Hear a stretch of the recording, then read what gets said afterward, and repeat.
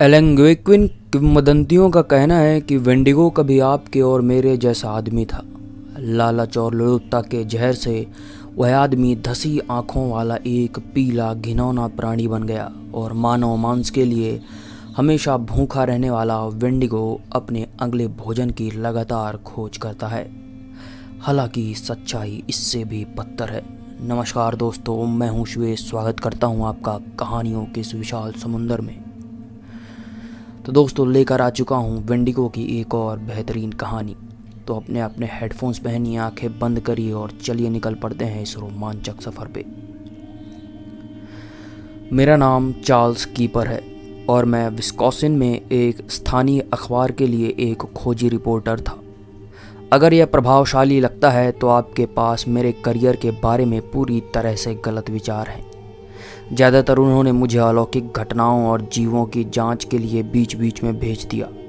जिन लोगों से मैंने बात की उनमें से आधे लोग अपनी बकवास कहानियां सुना रहे थे और बाकी आधे निराशाजनक रूप से बहक गए थे। बिल्कुल सही काम नहीं है, लेकिन जो कुछ भी है कम से कम है तो सही। मेरी आखिरी जांच मुझे विस्कॉसिन के उत्तरी जंगल में गहरे बसे एक छोटे से शहर में ले आई। इसलिए तुम में से जो भी कोई जिज्ञासु है वो इस नगर की खोज में ना रहे। मैं उसका नाम नहीं बताऊंगा। मुझ पर विश्वास करो, यह आपके अपने भले के लिए ही है। तभी एक मामला सामने आया। अपनी मां के साथ रहने वाले एक युवक द्वारा 2 भयानक हत्याओं की सूचना देने के बाद दूरस्थ बस्ती में एक छोटी सी चर्चा थी। एक उसने खुद को किया और दूसरा उसने दावा किया कि वह वेंडिगो का काम था। वह आदमी, जिसे मैं केवल रॉबर्ट ही कहूँगा, उसने अधिकारियों से कहा कि उसने एक शाम शिकार करते समय एक चीख सुनी। एक गेम ट्रेल के शोर के बाद उसने अपने पड़ोसी को आधा खाया हुआ पाया, जबकि एक कंकाल सफ़ेद जीव उसके ऊपर खून और गोर से ढका हुआ था। रॉबर्ट ने जीव में कई राउंड गोली मारी और फिर उसके शरीर को जला दिया। बाद में वेंडिगो के शरीर की पहचान एक ऐसे व्यक्ति के रूप में हुई जो लगभग 15 साल पहले ही लापता हो गया था। पूरी कहानी को करीब से देखने के लिए मैं पहली बार रॉबर्ट से उसके घर पर मिला। मुझे एहसास हुआ कि किसी कबूल किए गए हत्यारे से उसकी अपनी संपत्ति पर मिलने जाना सबसे चतुर विचार नहीं हो सकता। हालांकि मैंने सुनिश्चित किया कि उसकी माँ हमारे साथ आएगी। एक पागल हत्यारा भी अपने माँ के सामने निर्दोष पत्रकार को चोट नहीं पहुँचाएगा, ऐसे मैंने खुद को दिलासा दिया। उनका घर एक झोपड़ी था जो समय के साथ पस्त और टूट गया था। धूल ने खिड़कियों को धूमिल कर दिया था और मातम ने विकट पोर्च का गला मानो घोट दिया हो। सामने का वह दरवाज़ा, जहां रॉबर्ट मेरा बेसब्री से इंतजार कर रहा था, एक कोण पर लटका हुआ था और यहाँ से बेहतरीन कोमल हवा लगातार आ रही थी। आप यहाँ हैं? रॉबर्ट ने कहा। वह हैरान लग रहा था, लेकिन सुखद रूप में ऐसा था। उसके होंठ में एक चौड़ी पीले दांतों वाली मुस्कान में मुड़े हुए थे और फिर लड़खड़ा गए, एक उदास भ्रूभंग में पड़ गए। हमने हाथ मिलाया और बात करने के लिए लिविंग रूम में चले गए। कमरे में स्पिल्ड बियर और पुराने डेली मीट की गंध आ रही थी। रॉबर्ट ने मुझे सोफे पर बैठने के लिए आमंत्रित किया। मैंने लंबे समय तक रहने की योजना बिल्कुल नहीं बनाई थी। मिलने के लिए सहमत होने के लिए धन्यवाद, मैंने कहा। मुझे पता है कि आप जिस चीज़ से गुजरे हैं वह मुश्किल रही होगी, इसलिए मैं बहुत गहराई तक नहीं जाऊंगा। लेकिन कृपया, यदि आप चाहते हैं तो उस दिन को मेरे लिए उतना ही विस्तार से बताएं जितना आप सहज महसूस कर सकते हैं। हमारे पाठक सच्चाई सुनने के लिए उत्सुक हैं। रॉबर्ट ने कमर कस ली थी। कुछ नहीं है, लोग सच्चाई के लायक हैं, भले ही यह सुनना मुश्किल हो। बिल्कुल सही बात है, मैंने कहा। मैं ज़बरदस्ती मुस्कुराया। सच कहें तो मुझे खुशी है कि मेरी कोई कहानी सुनना चाहता है, उन्होंने कहा। समाचार पत्र, आपने उन्हें पढ़ा? वे मुझे कोई पागल हत्यारा बना रहे हैं। ठीक है, मैं एक अखबार के लिए काम करता हूँ, मैंने कहा, लेकिन हम कहानी के सभी पक्षों के लिए समर्पित हैं, जिसमें आपका पक्ष भी शामिल है।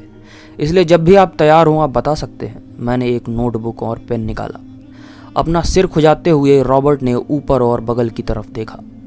जब वह अपनी कहानी याद करने के लिए संघर्ष कर रहा था, उसकी भौहें एक साथ सिकुड़ गईं। असली या नकली मुझे पता नहीं या परवाह नहीं थी। कुछ समय बाद रॉबर्ट ने फिर से कमर कस ली। उस दिन के बारे में कुछ खास नहीं, उन्होंने कहा।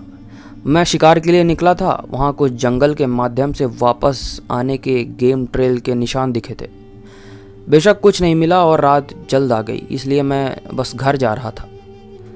और वह तब हुआ जब आपने अपने पड़ोसी और उसको पाया। उसने सहमति से सिर हिलाया।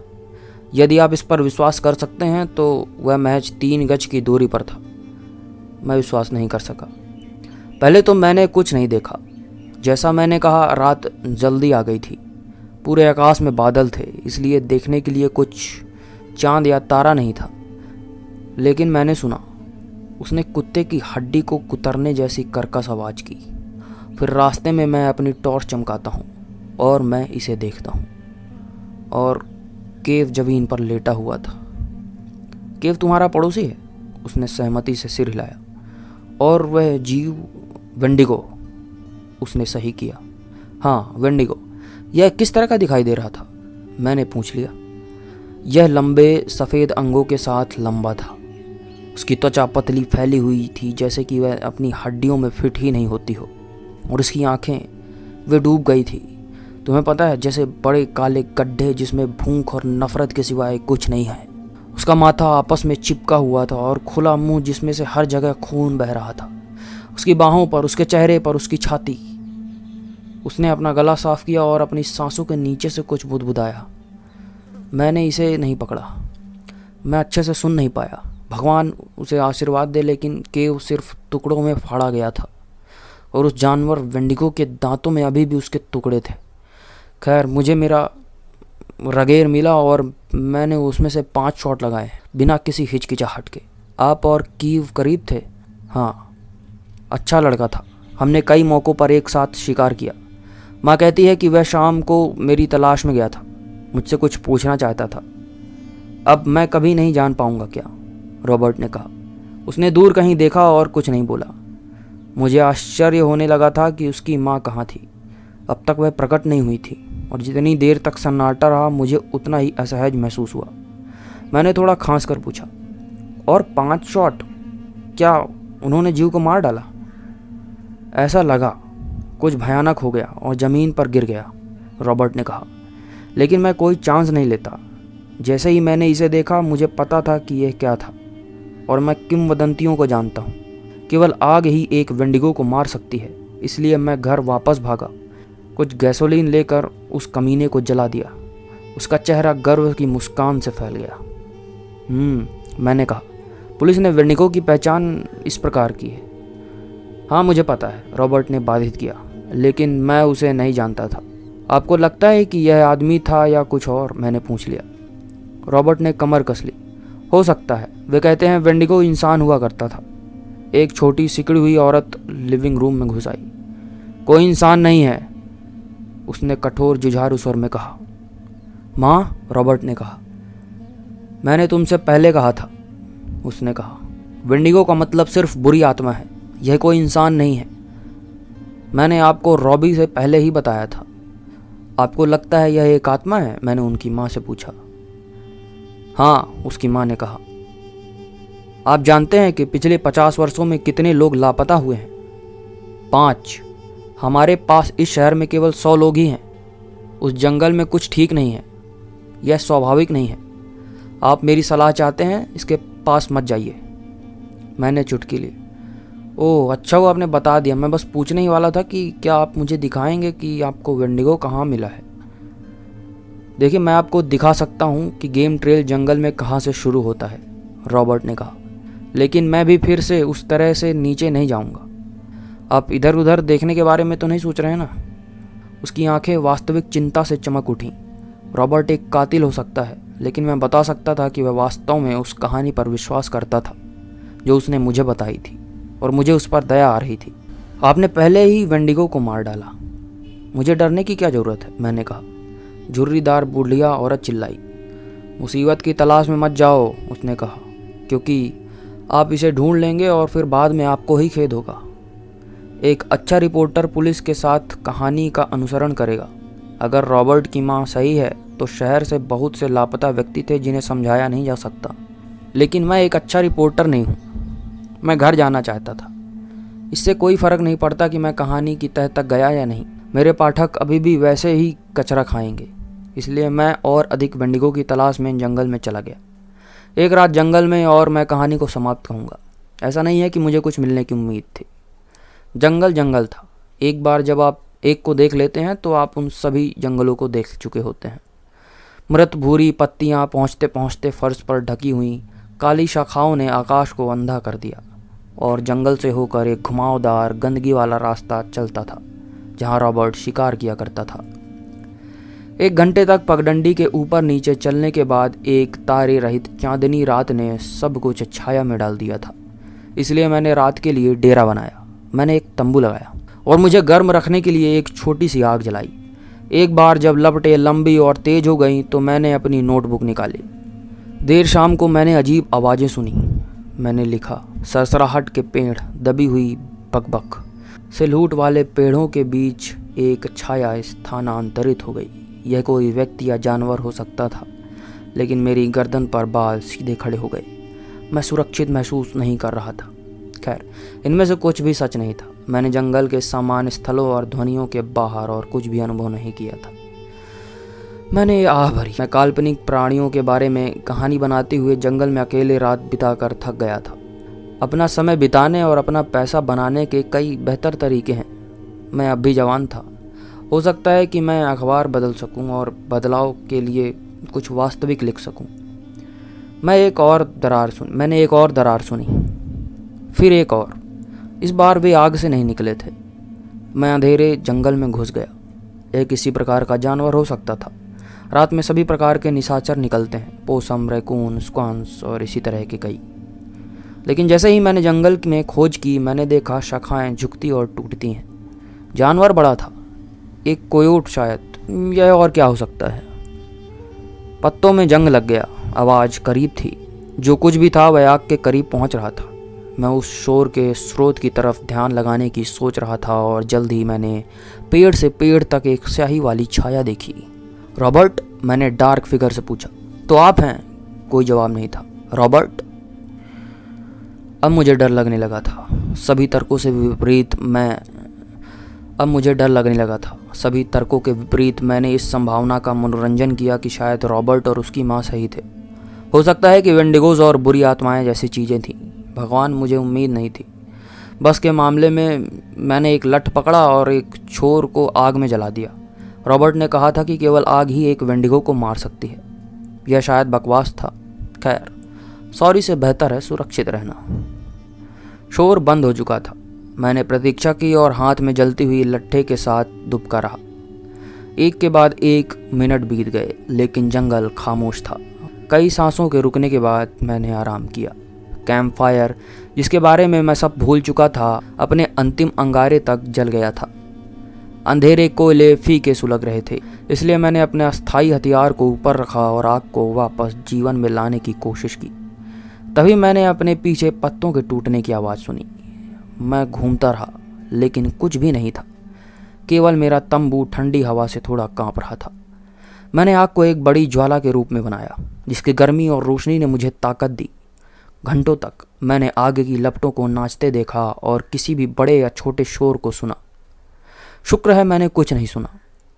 और जब तक आग अंत में मरी, तब तक मैं थक चुका था, लेकिन शांत था। अपने पीछे डर के साथ मैं आराम करने के लिए अपने डेरे में चला गया। तब मैंने इसे पहली बार देखा था। वेंडिगो। उसका चेहरा बिल्कुल भी मानव नहीं था। एक पीली खोपड़ी था जो काले रंग के सींगों से सजी हुई थी।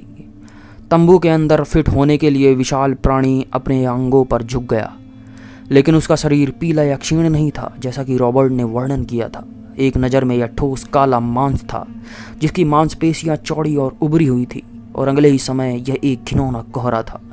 हालांकि मुझे बहुत देर तक देखने को नहीं मिला। इससे पहले कि मैं कुछ और सुन या कर सकता, उसने मुझे एक जोरदार झटका मारा और मैं बेहोश हो गया। मैं एक गंदी गुफा में एक उग्र सिर दर्द और मेरी रीढ़ की हड्डी के नीचे चलने वाली ठंड के साथ जाग गया। मैं नग्न था, एक चट्टान की पटिया से बंधा हुआ था और पूरी तरह से भयभीत था। मेरे बगल में 2 अन्य स्लैब थे, जिनमें से प्रत्येक पर एक पीला नग्न शरीर था। अंधेरे में भी मैं देख सकता था उनकी हड्डियाँ उनकी त्वचा के खिलाफ इतनी कस कर दब रही हैं कि मुझे लगा कि यह फट सकती हैं। वे मर चुके थे, उन्हें होना ही था।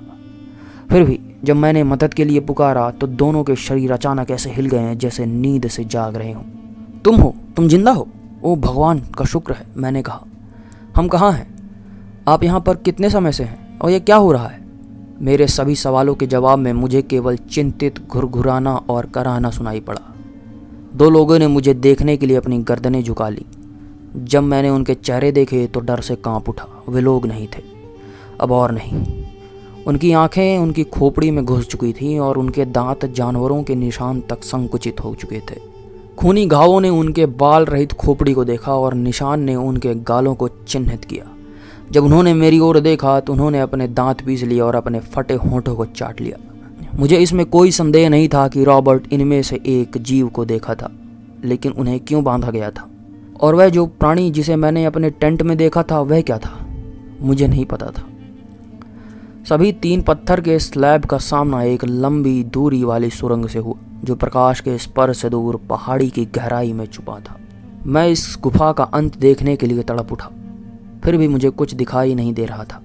और जैसे ही मैंने सुरंग में गहराई से देखा, मैंने देखा वह सफ़ेद खोपड़ी और काले सींग चुपचाप उभर रहे हैं। तुम कौन हो? आप क्या चाहते हैं? प्राणी ने मुझे एक खोखली निगाह से देखा और फिर वापस अंधेरे में डूब गया। जब मैं अपने संयमों के विरुद्ध संघर्ष कर रहा था तो मेरा दिल मेरे सीने में दौड़ गया। मैंने महसूस किया कि कुछ ऐसा है जो मुझे बचने में मदद कर सकता है, लेकिन रस्सियाँ मेरी कलाई पर दबी हुई हैं।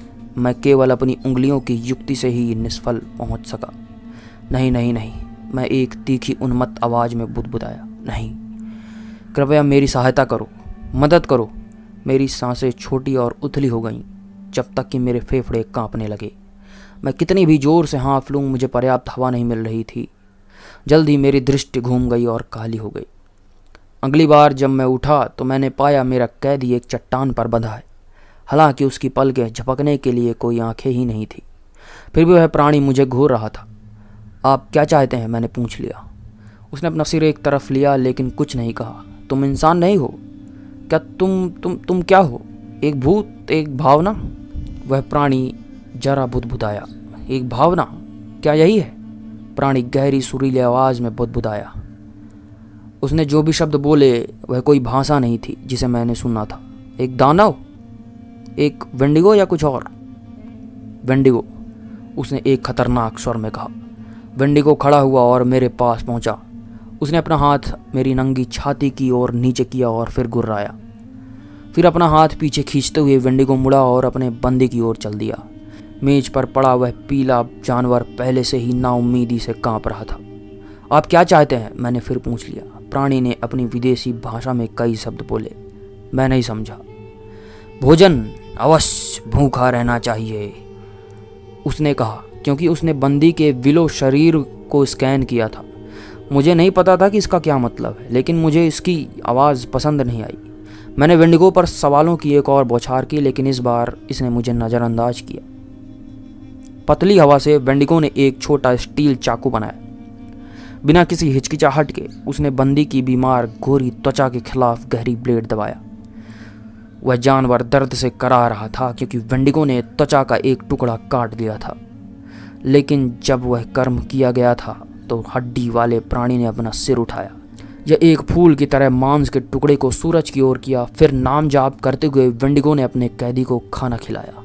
एक पल में त्वचा की छोटी सी पट्टी चली गई, बिना किसी दूसरे विचार के भस्म हो गई।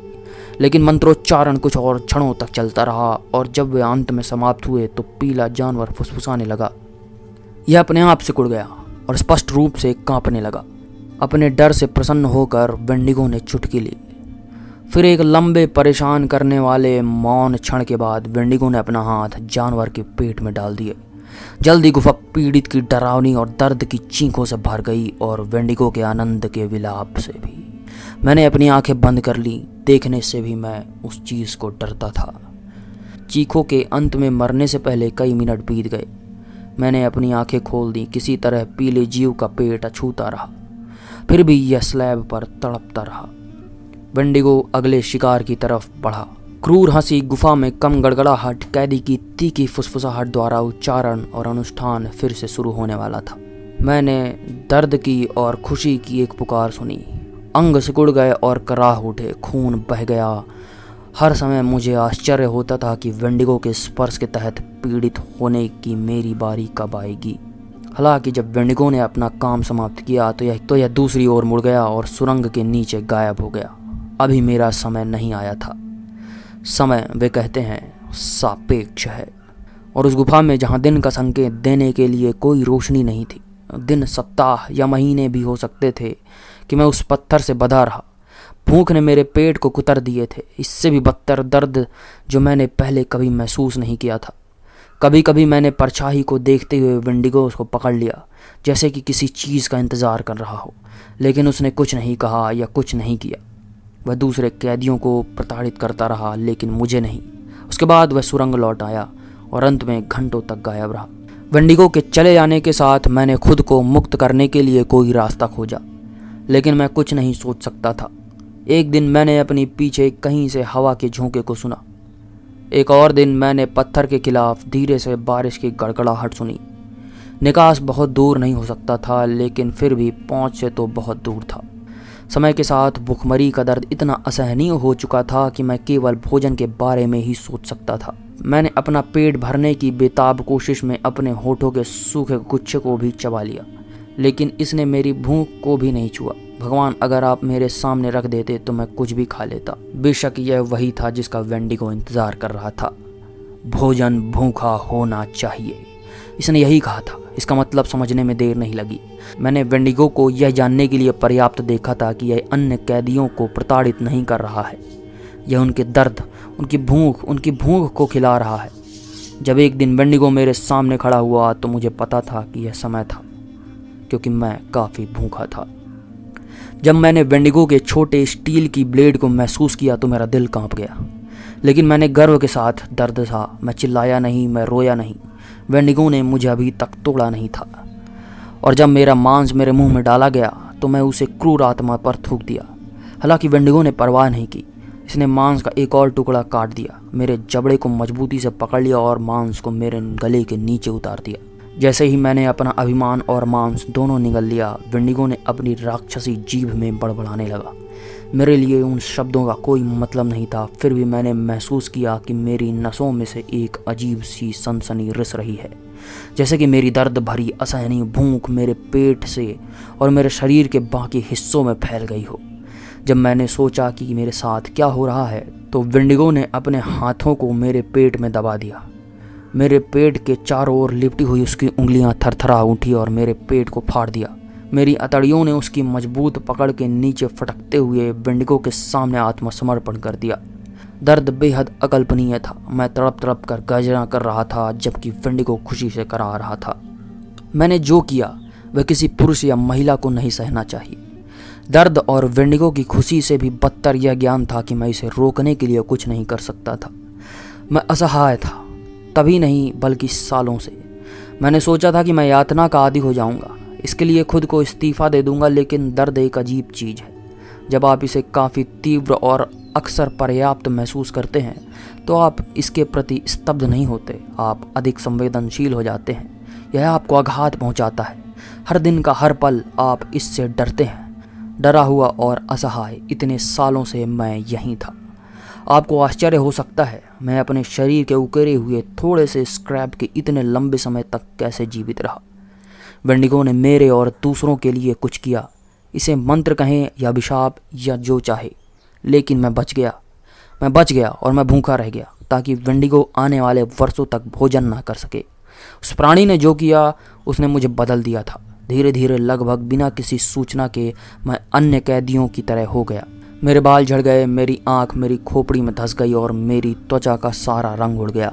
मेरे विचार भी गायब होने लगे थे, एक अथक अतृप्त भूख से भस्म हो गए थे। मैं केवल अपनी मानवता से ही पूरी तरह चिपक सकता था। मैंने खुद को अपने पसंदीदा गाने, अपने शौक और अपने परिवार के चेहरों को याद करने के लिए मजबूर किया, लेकिन यह सब इतनी तेजी से लुप्त हो रहा था। जल्दी, मुझे पता था, जल्द ही कुछ भी नहीं होगा। क्या अधिक है, मैंने बातें सुनी, प्रकाशहीन सुरंग के भीतर गहरी पतली भूतिया आवाज़ें बड़बड़ाईं और गुर्राईं। मैंने केवल उनके शब्दों की प्रतिध्वनि पकड़ी, लेकिन यह मुझे समझाने के लिए काफ़ी था कि मैं वास्तव में पागल हो गया था। भले ही मैं अंततः उस गुफा से बच निकला, उस भयानक दिन की शुरुआत मेरी आज़ादी से नहीं बल्कि दूसरे की आज़ादी से हुई।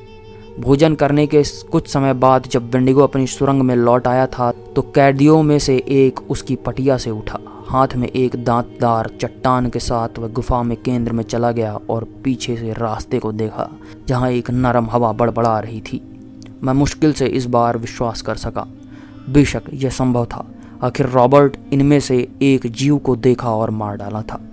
लेकिन मैं वहाँ कितने साल रहा, वहाँ कितने साल हो गए। उस बेचारे जानवर की आस होती तो शायद मेरे लिए आस होती, शायद इसने मुझे जाने भी दिया। जैसे ही वह पीला प्राणी मेरे पास से बाहर निकलने की ओर चला, मैं उसका ध्यान आकर्षित करने के लिए अपना मुंह खोला। सूखे क्रोक के अलावा कुछ नहीं निकला। उन सभी वर्षों के बिना भाषण के मेरे शरीर को मुश्किल से याद आया कि यह कैसे करना है। मैंने अपनी सारी शक्ति अपने गले में डाल दी और फिर कोशिश की। प्लीज़, मैं बस इतना ही जुटा सकता था, यह काफ़ी था। जीव घूमा और मेरे स्लैब के पास पहुंचा। कुछ मानवता आखिर उस जानवर में पड़ी रही। यह मुझे समझ गया, इसे मुझ पर दया थी, यह मेरी मदद करेगा, या तो मैंने सोचा। फिर भी नुकीली चट्टान को पकड़कर उसने मेरी ओर नीचे देखा। एक बार तो मैं उसकी आंखों को साफ देख सकता था, वे बिल्कुल काले थे। इसकी पुतली जब तक फैल चुकी थी तब तक उन्होंने पूरे कॉर्निया को ही खा लिया था। अंदर मुझे कुछ दिखाई नहीं दे रहा था, कोई भावना नहीं, केवल भूख। मुँह अजर जानवर ने मेरी बाँह पकड़ ली और चट्टान को उठा लिया। मैं सिर्फ चीख ही सकता था। तभी अचानक प्रकट हुए वेंडिगो ने प्राणी की कलाई पकड़ ली। एक क्षण के बिना उस वेंडिगो ने अपने कैदी को वापस स्लैब में खींच लिया। खुद को मुक्त करने के अंतिम प्रयास में प्राणी ने वेंडिगो के सींगों में से एक को पकड़ लिया और अपनी पूरी ताकत से खींच लिया। एक छोटा मुड़ा हुआ हिस्सा टूट गया, जिससे वेंडिगो दर्द से कराहने लगा। एक पल के लिए जीव मुक्त हो गया। हालांकि वेंडिगो के होश में आने से पहले वह एक कदम आगे बढ़ गया। खुद को मुक्त करने के अंतिम प्रयास ने प्राणी ने वेंडिगो के सींगों में से एक को पकड़ लिया और अपनी पूरी ताकत से खींच लिया। एक छोटा मुड़ा हुआ हिस्सा टूट गया, जिससे वेंडिगो दर्द से कराहने लगा। एक पल के लिए जीव मुक्त हो गया। हालांकि वेंडिगो के होश में आने से पहले वह एक कदम ही आगे बढ़ पाया। अपने हाथ के पिछले हिस्से से वेंडिगो ने अपने कैदी के चेहरे पर वार किया। टेढ़े मेढ़े दांत गुफा के आर पार छिड़क गए। वे ठंडे पत्थर से ऐसे टकराए जैसे मौत की घंटी बज रही हो। क्रोध से भरकर वेंडिगो ने प्राणी के सीने में अपना हाथ डाल दिया। मेरे बगल के कैदी पर खून के छींटे पड़े, जिसने बिना पछतावे के गर्म तरल को चाट लिया। अब एक कैदी कम था। वेंडिगो ने आह भरी और अपनी प्राचीन जीभ में कुछ बड़बड़ाया।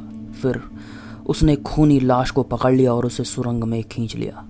आधा नीचे दृष्टि से गायब होने से पहले वेंडिगो रुक गया और मेरी ओर देखा। एक कपकपी मेरी रीढ़ की हड्डी के नीचे से भाग गई। मैंने अपनी मुट्ठी कसकर पकड़ ली। उनमें से एक में दांत था जो मेरे हाथ में चमत्कार की तरह गिर गया। मैंने किसी भी भगवान से प्रार्थना की कि उस चमत्कार को दूर न होने दे, और शायद उनमें से एक ने मुझे सुना, क्योंकि वेंडिगो घूम गया और अंधेरे में डूब गया। पता नहीं कितने समय तक वेंडिगो की अनुपस्थिति रही। मैंने इंतजार किया। दांत मेरा मुख्य घर होगा, लेकिन मुझे स्मार्ट होना था। जैसे कि मुझे उम्मीद थी, वेंडिगो शीघ्र ही वापस आ गया। यह एक स्लैब को खाली नहीं बैठने देता, इसलिए इसे जल्द ही एक और शिकार मिल जाएगा। कई उत्सुक मिनटों के बाद मैंने अपना काम शुरू किया। मुझे जो दांत मिला वह दाढ़ का दांत था। यह रस्सी को काटने के लिए पर्याप्त तेज नहीं थे, इसलिए मैंने इसे पत्थर की पटिया के खिलाफ कर दिया। दांत को उस्तरा जैसा चोखा करने में घंटों लग गए, और जैसे ही मैंने अपनी रस्सी के बंधन के माध्यम से देखना शुरू किया, मैंने गुफा के फर्श के खिलाफ कपड़े की सरसराहट सुनी। यह वेंडिगो था जो अपने शिकार को खींच रहा था। इस बार यह लड़की थी। उसकी उम्र यही कोई 20 वर्ष की रही होगी, ऐसा मैंने अनुमान लगाया। वेंडिगो ने उसे पटिया में लिटा दिया और उसके कपड़े उतार दिए। किसी समय में मैंने उसे खुशी और इच्छा से देखा होगा, लेकिन उस समय मैं केवल यही सोच सकता था कि मुझे कितनी भूख लगी है। मैंने नुकीले दांत को 1 या 2 सप्ताह के लिए पकड़ रखा था। जब आवश्यक हो तो इसे छिपा दिया। सच कहूँ तो मैं खुद को मुक्त करने से बहुत डरता था। अगर मैं पकड़ा गया तो मैं हमेशा के लिए उस गुफा में फंस जाऊंगा। एक दिन जैसे ही वेंडिगो ने मेरी जांघ से मांस का टुकड़ा उकेरा, प्रकाश की एक पतली किरण हमारे कक्ष में घुस गई। रोशनी कमजोर थी, मानो कहीं दूर से आई हो, लेकिन हो सकता है कि यह दोपहर का सूरज रहा हो। मैंने दशकों में प्रकाश नहीं देखा था। हालांकि प्रकाश टिमटिमाता हुआ दूर खिसक गया, लेकिन कदमों की आवाज़ पूरी गुफा में गूंज उठी। जैसे ही उसने आवाज़ सुनी, वेंडिगो ने अपना चाकू गिरा दिया और अपनी सुरंग में गायब हो गया। उसे किस बात का डर था कह नहीं सकता, लेकिन यह एक अवसर था और मैंने इसका फ़ायदा उठाया। मैंने हड़बड़ी में दांत से अपनी रस्सी को कुरेदना शुरू किया। मैंने 3 आदमियों की आवाज़ सुनी जो किसी को पुकार रहे थे। मैं उस लड़की का नाम नहीं जानता था, लेकिन मैं केवल यह मान सकता था कि वे उसे ही ढूंढ रहे हैं। प्रकाश की किरण ने फिर से रास्ते को चमकाया, इस बार व्यापक और मजबूत। मैंने लड़की की तरफ देखा। उसने अपने ही बंधन के खिलाफ संघर्ष किया, लेकिन कोई फ़ायदा नहीं हुआ। उसके होंठ हिल गए, लेकिन कोई शब्द नहीं निकले। भूख ने उसे सारी ऊर्जा से वंचित कर दिया था। वह बेबस थी, जैसे मैं पहले कई बार हुआ था, लेकिन इस बार नहीं। इस बार मैं मुक्त हो जाऊंगा। जैसे ही पुरुषों की आवाज़ पतली हिलती हुई रोशनी के साथ फीकी पड़ गई, मैंने अपने संयम को तोड़ दिया। डगमगाते हुए मैंने अपने आप को अपने पैरों पर धकेल दिया। मैंने गहरी काली सुरंग पर एक आखिरी नज़र डाली, और जितनी जल्दी मेरे पैर अनुमति देंगे उतनी जल्दी निकल गए। मैं पूरे समय यही सोचता रहा कि क्या वेंडिगो मुझे वापस स्लैब में खींच लेगा या मुझे मार डालेगा, जैसा कि उसने दूसरे कैदी के साथ किया था। हालांकि उस दिन मुझ पर किस्मत चमकी। कई मिनटों की तेज सांस और धड़कती चिंता के बाद मैं गुफा के मुहाने से आज़ाद होकर निकल गया। जिस व्यक्ति ने वर्षों से प्रकाश नहीं देखा था, उसके लिए चांद और तारे अंधेरे थे, और यद्यपि मैंने उनसे अपनी आंखें फेर लीं, तो भी उनकी उपस्थिति ने मुझे आशा और शांति दिखाई दी। नग्न और निर्वस्त्र मैं सभ्यता की तलाश में जंगल से भागा। किसी समय मैं थकावट से गिर भी पड़ा, लेकिन जब मैं उठा तो मैं डर और भूख से बंधा हुआ दौड़ने के लिए लौट आया।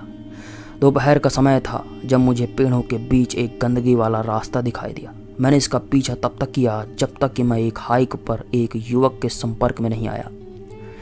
स्वाभाविक रूप से उसकी पहली प्रतिक्रिया चीखने की थी। कृपया, मैंने कहा। यह एक ऐसा शब्द था जिसे मैं जानता था और मैं कह सकता हूँ, और इस बार यात्री ने दया और चिंता के साथ जवाब दिया। मेरे द्वारा किए गए भयानक परिवर्तन के बावजूद वह अभी भी बता सकता था कि मैं एक व्यक्ति था। इतना ही नहीं, मैं भूख से मर रहा था। मुझे क्षमा करें, उस आदमी ने कहा। क्या आपको मदद की ज़रूरत है? मैं आपकी कैसी मदद कर सकता हूँ? मैंने उसके करीब एक कदम बढ़ाया। उस आदमी के गाल भरे हुए थे और जीवन से लाल थे, और उसकी गर्दन के साथ मोटा रसदार नस दौड़ रहा था। मैंने बोलने की कोशिश की, लेकिन इस बार केवल कर्कश बड़बड़ाहट ही निकली। पानी? क्या आपको पानी चाहिए? उस आदमी ने पूछा। उसने अपनी पीठ पर बंधे बैग से एक प्लास्टिक की बोतल निकाली। भोजन, मैंने कहा। मैंने एक और कदम करीब ले लिया। मेरा दिल मेरे कानों में दहाड़ गया, या शायद उसका दिल था जिसे मैंने सुना। उसकी मोटी मांसल छाती के पीछे जोर से धड़क रहा था। एक कपकपी मेरी रीढ़ की हड्डी के नीचे से गई। उस आदमी ने अपने बैग से एक ग्रेनेड बाहर निकाला। यह लीजिए, उसने कहा। मैं इसे लेने के लिए आगे बढ़ा, लेकिन मुझे ग्रेनेला नहीं चाहिए था, और मैं अपने आप को नियंत्रित नहीं कर सकता था। मैंने कोशिश की, मैं कसम खाता हूँ, मैंने कोशिश की। फिर भी मेरे पीछे वेंडिगो के साथ भी इसका प्रभाव बना रहा। मैंने ग्रेनेला बार को दूर घुमाया और उस आदमी पर छलांग लगा दी, जिससे उसकी गर्दन पर खरोंच आ गई। मेरे नाखूनों पर उसका खून लगा हुआ था, और जब मैंने गहरे रंग की बूंदों को चाटा तो क्रीम की तरह मीठा स्वाद लिया। मुझसे अनजान उस आदमी के पास चाकू था। उसने मेरे कंधे पर वार किया और फिर मुझे गाल पर काट दिया। उस गुफा में मुझे जो दर्द हर दिन महसूस होता था, उससे ज़्यादा दर्द नहीं था, लेकिन मैं अब और नहीं सहना चाहता था। मैंने उस आदमी को जाने दिया और भ्रूण की स्थिति में पीछे हट गया। इसी बीच वह आदमी भागा पुलिस के पास। मुझे लगता है क्योंकि देर सबेर पुलिस अधिकारियों का एक समूह बंदूक लेकर मेरे पास पहुंचा। कुछ ही समय बाद मैंने खुद को एक कोठरी में पाया। मैं फिर से कैद कर लिया गया था। कम से कम इस बार मुझे कपड़े पहनाए गए और खाना खिलाया गया। बेशक पुलिस के पास सवाल थे, साधारण वाले। उदाहरण के लिए, आप कौन हैं? मुझे 1 सेकंड का समय लगा, लेकिन मुझे याद आया। चार्ल्स कीपर, मैंने कहा। उन्होंने अपने डेटाबेस के माध्यम से नाम चलाया। फिर वे एक फ़ोटो के साथ वापस आए। यह मेरी एक तस्वीर थी। मैं बहुत अलग लग रहा था। मैंने मुश्किल से खुद को पहचाना, फिर भी यह पुलिस के लिए पर्याप्त था। ओह जीसस, उनमें से एक ने कहा। आप 15 साल से गायब हैं। 15? मैंने दोहराया। ऐसा लगा जैसे 50। क्या हुआ तुम्हें? उन्होंने पूछा। उनकी आंखों ने मेरा बारीकी से अध्ययन किया, कभी हार नहीं मानी या दूर नहीं देखा। मैं अपने घुटनों में दब गया। मैंने कुछ नहीं कहा। जब तक सन्नाटा बहुत लंबा खिंच गया तो उन्होंने एक और तस्वीरें खींच ली। क्या तुम इस लड़की को जानते हो? यह गुफा की लड़की थी। मैं उसे देखते ही सिहर उठा। तुम जानते हो ना? मैंने देखा। उनकी निगाहों को देखकर दुख हुआ। कृपया, मैंने कहा। मैं उसके बारे में सोचना नहीं चाहता। मैं वेंडिगो के बारे में नहीं सोचना चाहता था। कृपया मत करो। मैं नहीं कर सकता। क्या नहीं कर सकते? एक पुलिस वाले ने पूछा। उसके चेहरे के रंग और उसकी आवाज़ की मात्रा से मैं बता सकता था कि वह गुस्से में था। वह 1 सप्ताह से लापता है। उसके माता पिता बीमार, चिंतित है। वे जानना चाहते हैं उनके बच्चे के साथ क्या हुआ, और आप बता नहीं सकते। आप नहीं करेंगे, आप नहीं करेंगे, मैंने हकलाया। हम आप पर विश्वास नहीं करेंगे, एक सिपाही ने कहा। मैं सहमति दे चुका था। जारी रखें, हमें आजमाएं, उसने कहा। एक अन्य पुलिस वाले ने कहा, अगर आप हमें बताएं कि वह कहाँ है तो शायद हम उस आदमी को भूल जाएंगे जिस पर आपने जंगल पर हमला किया था। मेरे पास कोई रास्ता नहीं था। जब तक मैंने उन्हें बताया उन्होंने मुझे जाने नहीं दिया। मैंने उन्हें सब कुछ बता दिया। कभी कभी मैंने उन्हें एक दूसरे के बीच देखते हुए पकड़ा। इसमें कोई शक नहीं था मैं पागल हो गया था, लेकिन कुल मिलाकर वह ग्रहणशील थे। उन्होंने मेरी कहानी का कारण बनाने की कोशिश की। शायद वेंडिगो सिर्फ एक पोशाक में आदमी था। शायद मेरी यातना के आघात ने मेरी यादों को बदल दिया था। किसी भी मामले में 2 पुलिस वाले उस खोज के दल का हिस्सा थे जिसने उस रात गुफा की जांच की, जिस रात मैं भाग निकला था। भले ही मेरी कहानी झूठी हो, लेकिन जब तक उन्हें अपनी लापता लड़की गुफा से नहीं मिलती तब तक कोई फर्क नहीं पड़ा। उन्होंने मुझे उसे खोजने में मदद करने के लिए कहा। गुफा में इतनी सारी सुरंगें थीं कि वे खुद उसे ढूंढ नहीं सकते थे, लेकिन मैंने साफ मना कर दिया। कुछ भी मुझे उस गुफा तक वापस नहीं लाएगा। इसके बारे में सोचकर ही मुझे इतना भयंकर पैनिक अटैक शुरू हो गया। उन्होंने मुझे बिना कुछ बोले ही जाने दिया। तब से मैंने जीवन के साथ सामंजस्य बिठा लिया है। वैसे भी जितना अच्छा मैं कर सकता हूँ। पहले तो भोजन खट्टा लगता था, लेकिन अधिकांश भाग के लिए मुझे इसकी आदत हो गई है। मुझे एक महिला भी मिल गई है। वह सभ्य और प्यारी है। वह मुझे उस समय के बारे में भूलने में मदद करती है जो मैंने झेला। उसे मेरी कहानी पर विश्वास नहीं है। तब भी विषय आता है। मैं उसकी आवाज़ के स्वर में इसे समझ सकता हूँ, लेकिन वह मुझे चिढ़ाने से बेहतर जानती है। जहाँ तक वह लापता लड़की का सवाल है, पुलिस ने मुझे कभी नहीं बताया कि क्या वह उन्हें मिली या नहीं। जब से उन्होंने मुझे छोड़ा मैंने उनसे कुछ नहीं सुना। मुझे आशा है उन्होंने उसे ढूंढ लिया होगा, लेकिन इतने सालों में जो बीत गए मुझे एक बार भी इसका पता लगाने का ख्याल तक नहीं आया। सच कहूँ तो यह एक ऐसी कहानी है जिसे मैं अंत तक नहीं देखना चाहता था। तो यह रही दोस्तों आज की कहानी। कैसी लगी कमेंट बॉक्स पर ज़रूर बताइएगा। अगर आप ऐसे ही वेंडिगोस की कहानियाँ सुनना पसंद करते हैं तो चैनल पर बने रहने के लिए चैनल को ज़रूर सब्सक्राइब कीजिए और बेल आइकन ज़रूर दबा के रखिए। मिलता हूँ अगली कहानी को लेकर, तब तक के लिए शुक्रिया।